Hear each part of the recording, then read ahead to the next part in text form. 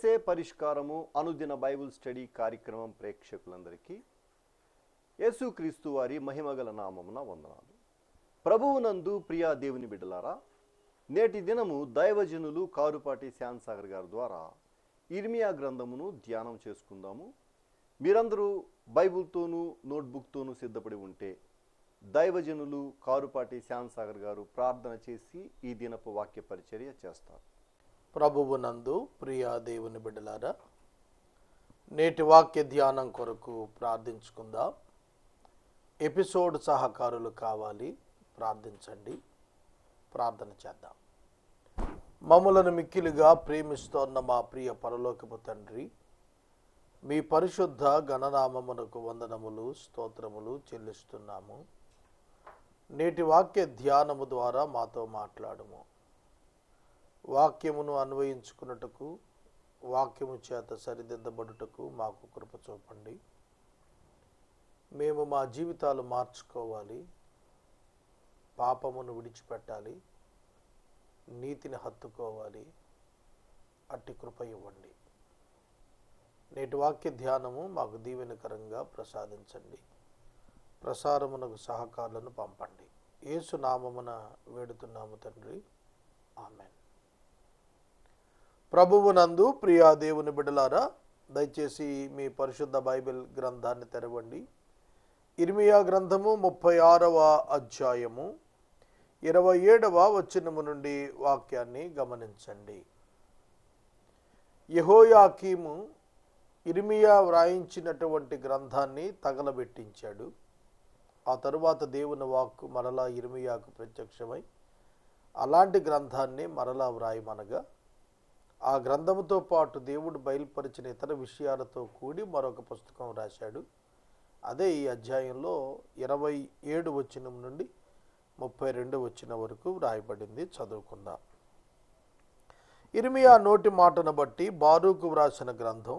రాజు కాల్చిన తర్వాత యెహోవా వాక్కు ప్రత్యక్షమై ఇలా సెలవిచ్చెను. మరియు నీవు మరొక గ్రంథం తీసుకుని యోధారాజు అని యెహోయాకీము కాల్చిన మొదటి గ్రంథంలో వ్రాయబడిన మాటలన్నింటినీ దానిలో వ్రాయుము. మరియు యోధారాజు అని యెహోయాకీమును గురించి నువ్వు ఈ మాట చెప్పాలి. యెహోవా సెలవిస్తోంది ఏమిటనగా, బబులోను రాజు నిశ్చయముగా వచ్చి ఈ దేశాన్ని పాడు చేసి అందులో మనుషులనైనను జంతువులనైనను ఉండకుండా చేయునని ఇందులో నీ వేళ వ్రాసితివని చెప్పి నీవు ఈ గ్రంథమును కాల్చివేసితివే. అందుచేతను యూదారాజుని యెహోయాకీమును గూర్చి యెహోవా ఈ మాట సెలవిస్తున్నాడు. దావీదు యొక్క సింహాసనం మీద ఆసీనుడగుటకు యెహోయాకీము తరపున ఎవడు లేకపోవును. యెహోయాకీము శవము పగలు ఎండపాలు, రాత్రి మంచుపాలగును. నేను వారి దోషాన్ని బట్టి అతని సంతతి వారిని, అతని సేవకులను శిక్షిస్తున్నాను. నేను వారిని గురించి చెప్పిన కీడంతా వారి మీదకి, యెరూషలేము నివాసుల మీదకి, యూదా జనుల మీదకి రప్పిస్తున్నాను. అయినా కూడా వారు వినకపోయారు. ఇర్మియా ఇంకొక గ్రంథాన్ని తీసుకుని లేఖికుడైన నేరియా కుమారుడైన బారూకు చేతికి అప్పగించగా, అతడు ఇర్మియా నోటి మాటలను బట్టి యూదారాజుని యెహోయాకీము అగ్నిలో కాల్చిన గ్రంథపు మాటలన్నీ వ్రాసెను. మరియు ఆ మాటలు గాక అట్టివి అనేకములు అతడు వాటితో కూర్చెను చేర్చెను. 27 నుండి 32 వచనాల వరకు చదివాను. దీనిలో మనం గ్రహించాల్సింది ఏమిటి? యెహోయాకీము పేరిట దేవుడు ఒక తీర్పు ప్రకటన ఇందులో చూస్తాం. కారణం ఏమిటి? దేవుడు ప్రజలకు శిక్ష ప్రకటించాడు. యెహోయాకీము ఆ శిక్షను గూర్చి వ్రాసిన గ్రంథాన్ని కాల్చాడు. గ్రంథం కాలిపోతే శిక్ష పోతుందా? దేవుని మాట మారిపోతుందా? చాలామంది బైబిల్ తగలబెడుతూ ఉంటారు. బైబిల్ తగలబెట్టేస్తే దేవుని వాక్కు కనుమరుగవుతుందా? ఎన్నటికీ కాదు. యెహోయాకీముకు అర్థం కానిది ఏమిటంటే, God's judgement on his people. దేవుని యొక్క తీర్పు ఆయన ప్రజల మీదకు డిక్లేర్ అయ్యింది అనేది యెహోయాకీము అర్థం చేసుకోలేకపోయాడు. అది కేవలం ఇర్మియా స్వయంగా రాసిన రాతలుగా భావించాడు. అందుకే ఆ గ్రంథాన్ని తగలబెట్టాడు. చాలా సందర్భాల్లో మనం హ్యూమన్ థింకింగ్కు వెళతాం, మూలాలకు వెళ్ళాం. మన యాక్షన్స్ అన్నీ కూడా యాక్టివిటీ బేస్డ్గా ఉంటున్నాయి. మూలాలకు వెళ్ళి పరిశీలించుకోవటం లేదు. దేవుడు ఈ తీర్పు ఎందుకు ప్రకటించాడు అని ఆలోచించాల్సినటువంటి రాజు గ్రంథాన్ని తగలబెట్టాడు. గ్రంథం తగలబెడితే మరొక గ్రంథం రాయిస్తాడు దేవుడు. తనను మార్చుకోడు కదా. యెహోయాకీము ఈ చిన్న సత్యాన్ని మర్చిపోయాడు, గుర్తెరగలేకపోయాడు. సహోదరుడా, సహోదరి, గ్రంథాన్ని కాదు కాల్చాల్సింది, తమ హృదయాలను మలినముల నుండి కాల్చుకోవాలి. మలినముల నుండి విముక్తి కలిగేటట్టు హృదయాలు దహించుకోవాల్సింది పోయి గ్రంథాన్ని కాల్చాడు. గ్రంథం కాల్చబడినంత మాత్రాన శిక్ష తప్పిపోదు, మరింత పెరిగింది. జనరలైజ్డ్గా ఉన్నటువంటి పనిష్మెంట్ ఇండివిజువల్గా పర్సనలైజేషన్కి వచ్చింది యెహోయాకీము విషయంలో. యెహోయాకీము యొక్క శవం పగలు రాత్రి పడి ఉంటుంది, ఎవరు ముట్టుకోరన్నాడు. జరిగి తీరింది.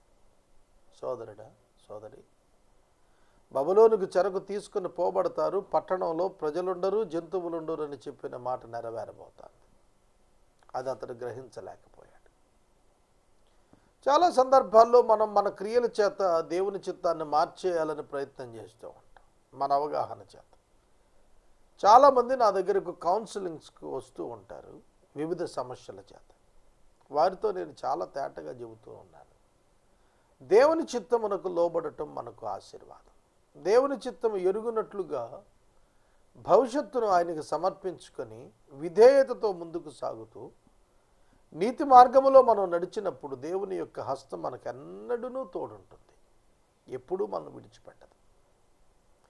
కనుక మనం మన సొంతంగా మన భవిష్యత్తును చేతిలోకి తీసుకోవటానికి చేసే ప్రయత్నాలు వ్యర్థం అనేది మనం తెలుసుకోవాలి. మనం ఎన్ని అనుకున్నా కూడాను మన జీవితంలో సంభవించేవి మనం అనుకున్నవి జరగవు. ఆయన ఉద్దేశించినవే నిర్ణయాలు జరుగుతూ ఉంటాయి. అది మనకు అర్థం కాదు. చాలా సందర్భాల్లో భక్తులకు అదే పజిల్గా ఉండిపోయింది. ఏమిటి నా భవిష్యత్తు? ఒక సేవకుడు, చక్కటి దైవజనుడు నాతో మాట్లాడుతూ, దేవుడు నాకేం చేస్తున్నాడో నాకేం చెప్పటం లేదు ఏమిటి, no clarity about my future అన్నాడు. నేను ఆ యవనుడితో చెప్పాను, God never goes to give you any clarity about your future. You trust him, whatever he gives in your future. It is good for your life. నీ జీవితానికి మేలుకరమైనది ఇస్తాడు, మేలుకరమైనది ఇస్తాడు తప్ప కీడు చేయడు దేవుడు. కనుక దేవుణ్ణి నమ్ము, భవిష్యత్తు తెలుసుకునే ప్రయత్నం చేసి అనవసరంగా దిగులు పడకు అని చెప్పాను. ఎందుకంటే అది సక్సెస్ కాదు. దేవుడు ఏం చేయబోతున్నాడో దేవుని బిడ్డలకు తెలియపరచడం, తాను చేసేది తాను చేస్తూ ఉన్నాడు. కనుక నాకేం చెప్పలేదేంటి దేవుడు, ఎలా చేశాడు ఏమిటి అని నువ్వు అడగాల్సిన పర్లేదు. ఒక టాప్ క్రిస్టియన్ లీడర్ అని పేరు తెచ్చుకున్న అతను నాకు తెలుసు. వాళ్ళ ఇంట్లో ఒక దుర్ఘటన జరిగింది. అది అవాంఛనీయమే, ఎవరు కోరదగింది కాదు, కోరరు కూడాను. కానీ దేవుని చిత్తం అది జరిగింది. ఆయన బిగిసిపోయాడు. నాకు దేవుడు చెప్పకుండా చేస్తాడా ఈ పని, అబ్రహాంకి చెప్పలేదా అని మొదలుపెట్టాడు. నీకు చెబితే ఏం తట్టుకుంటావు? నీ ఇంట్లో ఇలా జరుగుతుంది రేపటి దినం అని నీకు చెప్పేస్తే నువ్వు తట్టుకునే స్థితి ఉందా? దేవుడు చాలా విషయాలు మనకు రహస్యంగా ఉంచడం మనకు మేలు. అది మనం మేలు కొరకే ఆయన అలా చేశాడనేది గ్రహించాలి తప్ప ఆయన అబాండం వేయటానికి కుదరదు. యెహోయాకీము తాను తన యొక్క ఇష్టం చొప్పున జరగాలని కోరుకున్నాడు. తప్పు. ప్రజలకు కీడు కలగాలని కీడు కలగకుండా ఉండాలని కోరుకోవటం వేరు, ప్రజల యొక్క పరిస్థితులను బట్టి కీడు రాబోతోందని ప్రకటన దేవుని నుండి వచ్చినప్పుడు దాన్ని గౌరవించకపోవటం వేరు. అర్థమవుతుందా? దేవుడు ఒకటి డిక్లేర్ చేసినప్పుడు అది మన క్షేమం కొరకే. అది ప్రస్తుతానికి లాభంగా అనిపించకపోవచ్చు, నష్టంగా కనిపించవచ్చును కూడా, అయినప్పటికీ అది మేలు కొరకే. దేవుడు బబులోను చెరను గురించి చెప్పింది మేలు కొరక కీడు కొరక? యూదుల చరిత్ర తెలిసిన సామాన్య క్రైస్తవుడు కూడా చెబుతాడు, it is for their good. వారి కొరకే, వారి మేలు కొరకే, వారి ఆశీర్వాదం కొరకే, వారిలో మార్పు కొరకే. అర్థమవుతుందా? కనుక అది అర్థం చేసుకోలేకపోయాడు యెహోయాకీము. అలాగే ఉన్నారు చాలామంది యెహోయాకీములు ఉన్నారు ఇవాళ సొసైటీలో. కనుక మీ జీవితంలో మీరు తెలుసుకోవాల్సింది ఏమిటంటే, what ever God declares in your life it is good, అది మంచిది. ఆదికాండం 1వ అధ్యాయంలో ఆయన చేసినదంతా చూసినప్పుడు ఆయన మంచిదిగా ఉండటం చూచాడు. ఆయన ఏది మన జీవితంలో చేసినా దాన్ని జడ్జి చేసినప్పుడు అది మంచిది అనే రుజువు అవుతుంది. దాన్ని గ్రహించలేకపోవటం యెహోయాకీము యొక్క వ్యర్థ ప్రవర్తనకు తాత్కారం.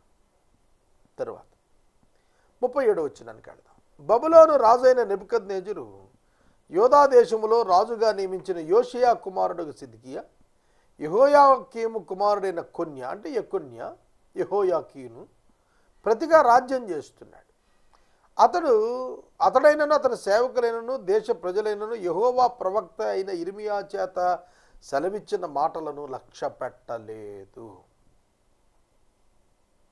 ఇది ఎలా ఉంది మీకు? దేవుని సేవకుడైన ఇర్మియా ఇచ్చిన మాటలను లక్ష్య పెట్టలేదు. నేను ఒక కుటుంబానికి చెప్పాను ఒక దినాన, ఇది మంచిది కాదు, మీ జీవితంలో ఇది నష్టాన్ని కలిగిస్తుంది, ఈ రూట్లో వెళ్ళొద్దు మీరని చెప్పాను. వాళ్ళకి అది బాధ కలిగించింది. అదేమిటండి మీరు ఇట్లా మాట్లాడుతున్నారు ఏమిటి, మీరు సేవకులు కదా, ఇలా మీరు చెప్పచ్చా, కీడుంది ఈ మార్గం వెళ్ళొద్దంటారు ఏమిటి, మాకు అంత లాభమే కనబడుతుంది ఇందులో అన్నాడు. ఆ తర్వాత దుఃఖంతో వచ్చారు. అయ్యా మీరు చెప్పినట్టు నేను అన్నాను, నేను చెప్పినట్టు జరగలేదు, అలా జరుగుతుంది అనేది వాక్యం ప్రకారంగా ఈ పరిస్థితులను బట్టి ఇటువంటి ప్రమాదం ఉన్నదనేది నేను హెచ్చరిక చేశాను తప్ప నేను చెప్పినవి జరుగుతాయని మీరు అనుకుంటే తప్పు అవగాహన అని చెప్పాను. కనుక జరిగింది, ఎందుకంటే అది వాక్యానికి విరుద్ధంగా వెళ్ళారు, ఆ ఫలితం వారు అనుభవించాల్సి వచ్చింది. అలనాడు సిద్కియా తన యొక్క ఆధ్యాత్మిక ప్రయాణంలో అతడు నమ్మలేదు, అతని యొక్క ప్రజలు కూడా ఇర్మియా మాటలు నమ్మలేదు. దేవుని యొక్క భక్తుని మాటలు, ప్రవక్త మాటలు వినకపోవటం వలన నష్టం ఎవరికి? ఇది ప్రధాన ప్రశ్న మనం అడగాల్సింది. చాలా సంఘాల్లో కొందరు పెద్దలు కంప్లైంట్ ఏంటంటే, పాస్టర్ గారు మా గురించే చర్చిలో మాట్లాడేస్తున్నాడు, చెప్పేస్తున్నాడు, వాక్యంలోనే మా గురించి మాట్లాడుతున్నాడు. ఒక విషయం తెలుసా, వాక్యము నీతో మాట్లాడుతుంది కాబట్టి నువ్వు చెప్పగలుగుతున్నావు. దేవుని వాక్యంలోంచి నన్ను ఇట్లా అన్నాడు అట్లా అన్నాడు అనుకుంటున్నావు, కానీ దేవుడు నీకు హెచ్చరికిస్తున్నాడు. సేవకుడు కాదు, దేవుడు నీకు హెచ్చరికిస్తున్నాడు మారు మనసు పొందటానికి. కానీ మనం హృదయం కఠినం చేసుకుంటాం, పాస్టర్ గారు కావాలని నా మీద ఇట్లా దండెత్తాడు అని అనుకుంటాం. కానీ అది వాస్తవం కాదు. చాలామంది సేవకులతో మాట్లాడుతున్నప్పుడు కూడాను మీ విధానాలు కరెక్ట్గా లేవని నేను డైరెక్ట్గా చెప్పిన సందర్భాలు ఉన్నాయి. కానీ వాళ్ళు దాన్ని కంటిన్యూ చేశారు, అది వారికి తరువాత అడ్డుబండగా తయారైంది. కనుక ఇక్కడ నేను ప్రధానం కాదు, దేవుని వాక్యమునకు భిన్నమైన ఆలోచనలను కొనసాగించుట కొరకైన తీర్మానాలు ఎవరు చేసినా కూడా అది వారికి నష్టమే, అది వారికి క్షేమం కాదు. ఇక్కడ కూడా అదే జరిగింది. ఇర్మియాకు దేవుడు సెలవిచ్చిన మాటలు ఇర్మియా మాటలు కాదు, దేవుని మాటలు. కానీ ఇర్మియా మాటలుగా దాన్ని లక్ష్య పెట్టాల్సిన అవసరం అయితే లేదు, కానీ దేవుని మాటలు కనుక లక్ష్య పెట్టాలి. కొంతమంది ఏం చేస్తున్నారంటే అక్కడక్కడ ఉన్న వచనాలు తీసుకుంటున్నారు, ఆ వచనాలను వారికి ఇష్టమైన రీతిగా అన్వయించుతున్నారు, అదే దేవుని యొక్క వాక్కు అని చెప్పి ప్రకటన చేసేస్తున్నారు. ఇప్పుడు మనం నివసిస్తోంది క్రొత్త నిబంధన కాలంలో, కృపాకాలంలో ఉన్నాం. పాత నిబంధనకు క్రొత్త నిబంధనకు ఉన్న వ్యత్యాసం తెలుసుకోకపోతే పాత నిబంధనలో ఉన్న వచనాలు ఇప్పుడు ఎఫెక్ట్లోకి తీసుకొచ్చి మాట్లాడతారు. పాత జీవో ఎంఎస్ నెంబర్లో ఉన్న జీవో ఆల్టర్ చేయబడి కొత్త జీవో వచ్చింది. ఈ జీవో ఇష్యూ అయిన తర్వాత ఇక పాత జీవో అమల్లో ఉండదు. క్రొత్త జీవో వచ్చినప్పుడు దాన్ని with effect from so and so date అంటాడు, అక్కడి నుంచి ఆ జీవో అమల్లోకి వెళ్తుంది. అలాగే ఇప్పుడు now we are under the new testament, not under the old testament. పాత నిబంధనలో లేం, మనం క్రొత్త నిబంధన కాలంలో ఉన్నాం. కాబట్టి ఇప్పుడు క్రీస్తునందు నాకేం దొరికింది అనేది అర్థం కాకపోతే పాత నిబంధనలోని ఆచారాలన్నీ కంటిన్యూ చేస్తాం. పండుగలు, రకరకాలైనటువంటి ఆచార వ్యవహారాలు, మనుషుల ఉపదేశాలు. కానీ క్రీస్తులో వచ్చిన మార్పులు తెలుసుకోకపోతే మనం దెబ్బతింటాం, మనం ఆత్మీయంగా ఎదగలేం. కనుక చాలామందికి ఈ డిఫరెన్సియేషన్ అర్థం కాల. అలాగే వాగ్దానాల విషయంలో కూడా యూదులకు ఇవ్వబడిన వాగ్దానాలు ఏమిటి, సంఘములకు క్రీస్తు యేసునందున్న వాగ్దానాలు ఏమిటి, వాటిలో నెరవేర్పులో ఉన్న వ్యత్యాసాలు ఏమిటి? యూదులకు నెరవేరినట్టుగానే చర్చికి నెరవేరుతాయా? డిఫరెన్స్ ఉంది అందులో. అది తెలుసుకోకుండా ఆ వాగ్దానం తెచ్చి ఇక్కడ ఒక క్రిస్టియన్కి ఇచ్చేస్తాడు. అందుకే మన భక్తి కన్ఫ్యూజన్లో పడింది. భక్తిలో ఉన్న మనకే కన్ఫ్యూజన్ అయితే నాన్ క్రిస్టియన్కి ఇంక భక్తి ఏం అర్థం అవుతుంది? యోధా రాజు సిద్కియా, అతని ప్రజలే ఇర్మియా మాట నమ్మకపోతే, ఇర్మియా యొక్క అసెస్మెంట్ అర్థం చేసుకోకపోతే, ఇర్మియాతో మాట్లాడిన దేవుడిని తెలుసుకోలేకపోతే ఇక అన్యజనాంగం ఏం తెలుసుకుంటారు? కానీ సేమ్ ప్రాబ్లం ఇవాళ కూడా. కనుక అంటే మాకు నచ్చింది చెప్పడండి ఆయన. మీకు నచ్చింది చెప్పడానికి ఎవరున్నారు ఇక్కడ? ఎవరు లేరు. దేవుడు నీకు నచ్చింది చెప్పడు, దేవునికి నచ్చింది చెబుతాడు. అది నువ్వు నచ్చినట్టుగా చెయ్యాల్సిందే. లేకపోతే నీకు దీవెన ఎక్కడ? దీవెన అంటే ఏమిటి? ఆయనతో సహవాసమే. అన్నిటికంటే బ్లెస్సింగ్ ఏమిటి? Fellowship and relationship with God. That is ultimate and final. కనుక నువ్వేం చేసావో ఇట్ డజంట్ మ్యాటర్. అది పెద్ద ముఖ్యమైనది ఏం కాదు. నోవాహు ఓడ నిర్మించాడు కనుక పెద్ద బహుమానం. దావీదు గారి కుమారుడు సొలొమోను మందిరం కట్టాను ఇంకా పెద్ద బహుమానం. అట్లా లేదు. దేవుడు హృదయాన్ని చూస్తున్నవాడు. ఆయన పారామీటర్స్ అన్నీ కూడాను not on activity but on the attitude. Always his judgements is on the people's attitude, not on the people's activity. మనుషులు చేసిన పనులు కాదు, వాటి వెనక ఉద్దేశాలను బట్టి దేవుడు తీర్పు తీరుస్తాడు. ఇది మనం అర్థం చేసుకోవాలి. కామన్ నార్మల్ జడ్జెస్ ఉన్నారు చూశారు, ఐపీసీ ప్రకారం తీర్పు తీర్చేవాళ్ళు రుజువులు సాక్ష్యాల మీద తీర్పులు తీరుస్తారు.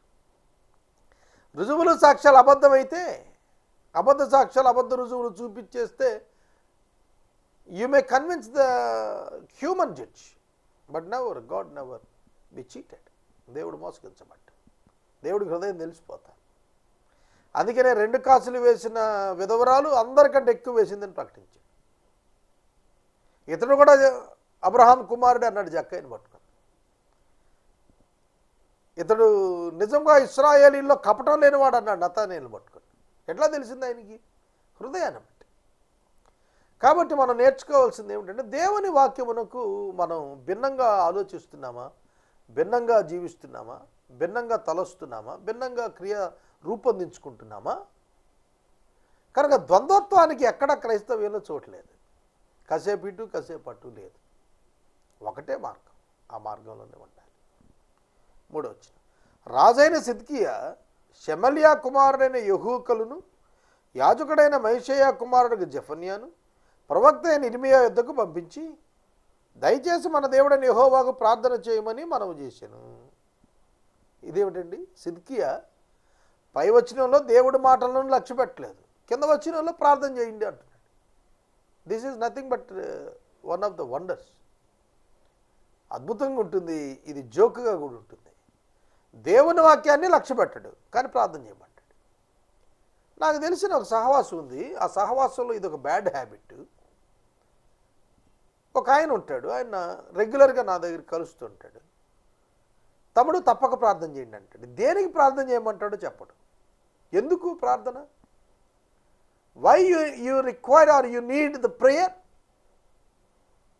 ప్రార్థన ఒక సందర్భం, ఒక అవసరం, ఒక రిక్వెస్ట్. లేకుండా ప్రార్థన ఏమిటి? లేదు తమ్ముడు మా కుటుంబం కొరకు ప్రార్థించలేదు అంటే అదొక వాడుక పదం అన్నమాట. అంటే పారసీస్ అంటారు, పరిసేలు అంటారు చూసారా, అట్లా. ఆ మాట అంటే మేము సో ప్రేయర్ఫుల్ అని చెప్పటం అన్నమాట. అది కాదు దేవుడు చూచేది. రా కలిసి ప్రార్థన చేద్దామని చెప్పి జెఫన్యాను పంపించి ప్రార్థన చేయమంటాడు. అప్పటికి వారి చెరసాల్లో వేసి ఉండదు. ప్రజల మధ్యన సంచరిస్తున్న దినాలవి. ఫరో దండు ఐగుప్తులను బయలుదేరి యెరూషలేమును ముట్టడి వేయుచున్న కల్దీల సమాచారం యెరూషలేమును బయలుదేరి వెళ్ళిపోయారు. అప్పుడు యెహోవా వాక్కు ఇర్మీయాకు ఇలా ప్రత్యక్షమై సెలవిచ్చారు. ఇశ్రాయేల్ దేవుడు యెహోవా ఆజ్ఞాపిస్తుంది ఏమిటంటే, నా యొద్ద విచారించుడని నిన్ను నా యొద్దకు పంపిన యోధారాజుతో నువ్వు ఇలా చెప్పాలి. మీకు సహాయం చేయుటకు బయలుదేరి వస్తున్న ఫరో దండు తిరిగి తమ దేశంలోకి తిరిగి వెళ్ళిపోతుంది. కల్దీయులు తిరిగి వచ్చి ఈ పట్టణం మీద యుద్ధం చేసి దాన్ని పట్టుకొని కాల్చేస్తారు. యెహోవా ఈ మాట సెలవిస్తున్నాడు. కల్దీయులు నిశ్చయంగా మా ఇద్దరు నుండి వెళ్ళుదురని మిమ్మును మీరు మోసపుచ్చుకోకండి. వారు వెళ్ళరు. మీతో యుద్ధం చేసి కల్దీయులు దండు వారందరూ మీరు హతం చేసి వాళ్ళు గాయపడిన వారితో మరి మిగిల్చిన వారే తప్ప గుడాలను వచ్చి ఈ పట్టణంలో అగ్నితో కాల్చేస్తారు. సిద్కియా ఫరో యొక్క హెల్ప్ కోరాడు. ఫరో దండు బయలుదేరి వచ్చారు. కాబట్టి ఇప్పుడు దేవుడి దగ్గరికి అంటే శకునమా, చాలామంది ఆనాటి రాజులు ఆనాటి భక్తులు శకునాన్ని మీద ఆధారపడ్డారు. దేవుణ్ణి అడిగి తెలుసుకుంటాం, దేవుణ్ణి అడిగి ఆయన చిత్తం ఎరగటం, దట్ ఈస్ డిఫరెంట్. ఒక శకునంగా తీసుకోవటం, ఒక శకునంగా దాన్ని భావించటం అది పాపం, అది తప్పు. దేవుడు ఏం చెప్తాడో చూద్దాం, దెయ్యం ఏం చెప్తుందో చూద్దాం, సోదిగాడు ఏం చెప్తాడో చూద్దాం, మంత్రజ్ఞుడు ఏం చెప్తున్నాడో చూద్దాం. ఇది తంతు. పరిపూర్ణమైన విశ్వాసం సమర్పణ వారిలో లేదు. నువ్వు ప్రార్థన చేయటానికి పంపించావు కదా, నేను చెబుతున్నాను, ఫరో దండ వెనక్కి వెళ్ళిపోతారు. వెనక్కి వెళుతున్నట్టు అనిపించినటువంటి కల్దీయుల దండ వెనక్కి తిరిగి వస్తారు. ఓడిపోయారని నువ్వు అనుకుంటున్నావు, కానీ వాళ్ళు వెళ్ళరు. ఉన్న శేషంతో వెనక్కి వచ్చి మరి మిమ్మల్ని గెలుస్తారండి. ఊహించింది కాదు కదా, ఊహించింది కాదు. కనుక కల్దీయుల బలం అణగదొక్కబడుతుంది నేను ఫరో బలంతో కలుసుకుంటే. It's a wrong opinion. జాగ్రత్తగా వినండి. సిద్కియా అనుకుంటున్నాడు తనకు బలం కావాలి కాబట్టి ఫరో బలాన్ని తెచ్చుకుందాం, ఐగుప్తు నుంచి బలాన్ని యాడ్ చేసుకుందాం, అప్పుడు బబులోను రాజును కల్దీయుల రాజును మనం జయించేయచ్చు అనుకున్నాడు. అంటే హ్యూమన్ మైండ్. విజయం కొరకు దేవుణ్ణి ఆశ్రయించాల్సినటువంటి యోధారాజు విజయం కొరకు ఎక్కడ నుండి తాము విడుదల పొంది వచ్చారో ఆ వ్యక్తితోటి సహాయం కొరకు అతను పిలుచుకున్నాడు. ఎవని బాహువును రాజు ఆశ్రయించాలి? యెహోవా బాహువును రాజు ఆశ్రయించాలి. కానీ రాజు ఫరో యొక్క దండును ఆశ్రయించాడు.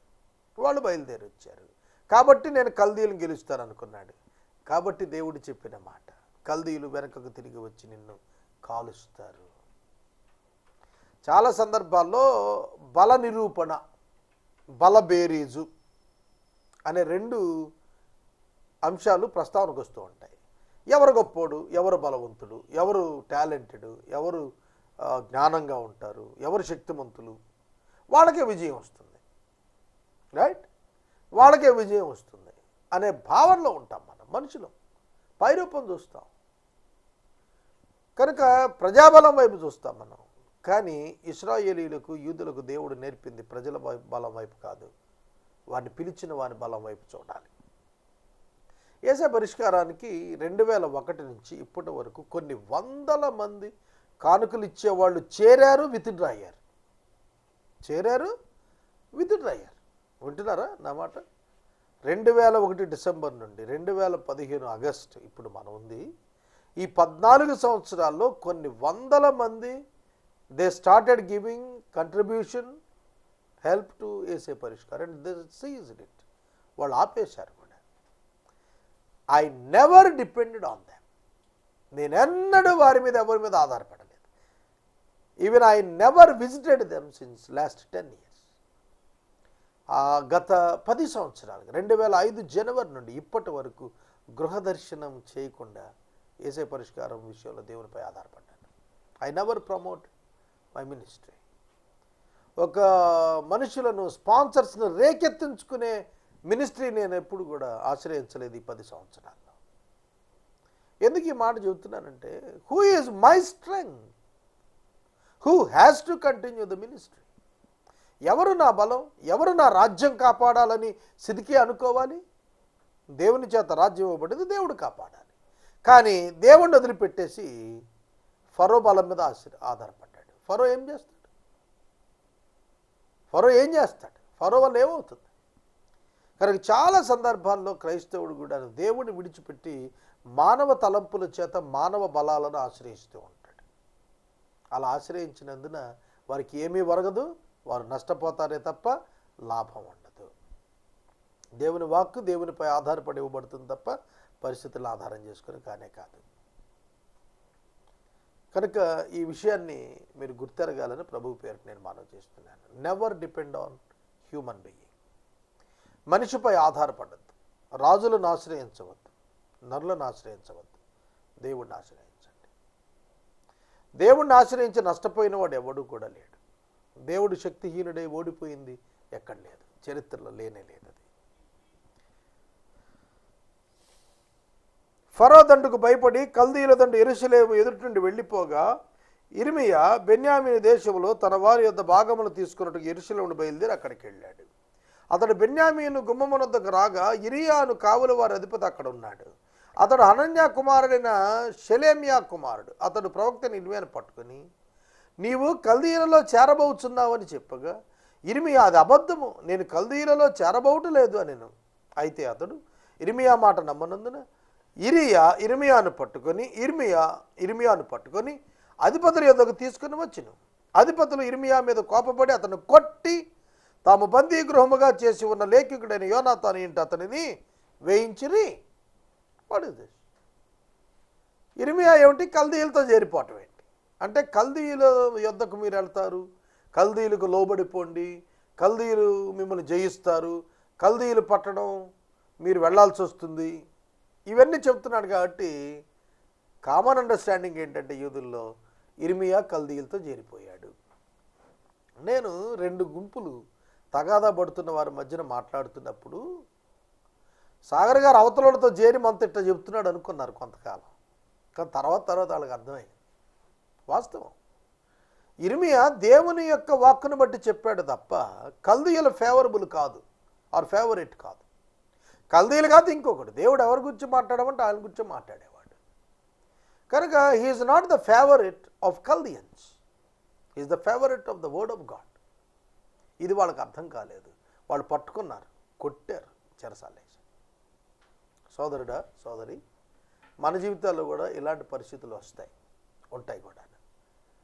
కొన్ని సందర్భాలు ఎందుకు మాట్లాడామా వీళ్ళ విషయం అని అనిపిస్తుంది. అంత పశ్చాత్తాపడే పరిస్థితులు కనిపిస్తాయి. కానీ అవసరం లేదు. దేవుని విషయంలో నువ్వు ఎన్నడూ కూడా ఆయనపై ఆధారపడినంతకాలం, ఆయన మాటను ఆశ్రయించినంతకాలం నువ్వు నిర్వీర్యం కావు, నిష్ఫలం పొందవు.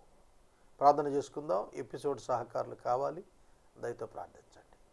మనము ఇంతవరకు దైవ సేవకులు కారుపాటి శ్యామ్ సాగర్ గారి ద్వారా ఇర్మియా గ్రంథమును ధ్యానం చేసుకున్నాం. ఈ కార్యక్రమం ద్వారా మీరు పొందుకొనుచున్న ఆత్మీయ మేలులు ఒక ఉత్తరం ద్వారా మాకు తెలియచేయండి. మీ ప్రార్థనా మనవులు మాకు తెలియచేస్తే ఏసే పరిష్కారం కార్యాలయంలో ఏర్పాటు చేసిన ప్రత్యేక ప్రార్థనా శిబిరంలో మీ కొరకు ప్రార్థిస్తాం. మీ కుటుంబ పక్షముగా ఒక ఎపిసోడ్ ప్రసారం చేయాలనుకునేవారు మాకు తెలియచేస్తే మా సిబ్బంది మీ గృహాలను దర్శిస్తారు. ముగింపు ప్రార్థన ఆశీర్వాదాలతో ఈ కార్యక్రమాన్ని ముగించుకుందాం.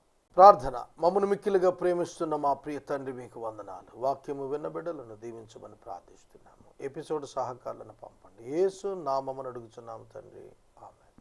తండ్రి దేవుని ప్రేమ, కుమారుడిని యేసయ్య కృప, పరిశుద్ధాత్మని కన్యోన్య సహవాసం సదాకాలం మనందరికీ తోడైండును గాక.